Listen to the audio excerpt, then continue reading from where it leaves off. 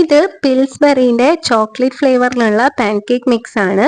Just കുറച്ച് milk add ചെയ്ത് കൊടുത്താൽ വെറും 3 സ്റ്റെപ്പിൽ പാൻകേക്ക് ഉണ്ടാക്കാം. മിക്സ് ചെയ്യുക, പാനിലേക്ക് ഒഴിക്കുക, ഫ്ലിപ്പ് ചെയ്യുക. നമുക്കിതിനൊന്ന് പൊട്ടിച്ചു നോക്കാം. 180 ഗ്രാമിന്റെ പാക്കറ്റ് ആണ്. ഇതുകൊണ്ട് 8 പാൻകേക്സ് വരെ ഉണ്ടാക്കാൻ പറ്റും.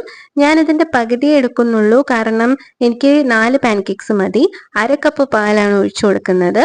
കട്ട പിടിക്കാതെ നന്നായിട്ടൊന്ന് മിക്സ് ചെയ്യുക. ഒരു പാനിലേക്ക് നെയ്യ് ബ്രഷ് ചെയ്ത് കൊടുത്ത് 1 സ്പൂൺ ബാറ്റർ ഒഴിച്ച് 1 മിനിറ്റ് കുക്ക് ചെയ്യുമ്പോഴേക്കും എയർ ബബിൾസ് വന്നു തുടങ്ങും. എയർ ബബിൾസ് വന്നാൽ ഒന്ന് ഫ്ലിപ്പ് ചെയ്ത് 1 മിനിറ്റും കൂടെ വേവിച്ചെടുക്കാം.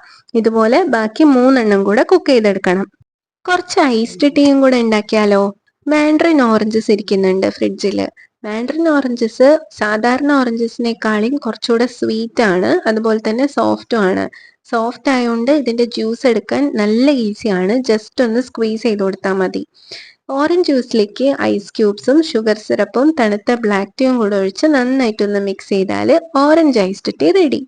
ഇനി നമുക്ക് പാൻകേക്സ് ഒന്ന് കഴിച്ചു നോക്കാം. നല്ല സോഫ്റ്റ് ആൻഡ് ഫ്ലഫി ആയിട്ട് നമ്മുടെ പാൻകേക്സ് കിട്ടിയിട്ടുണ്ട്.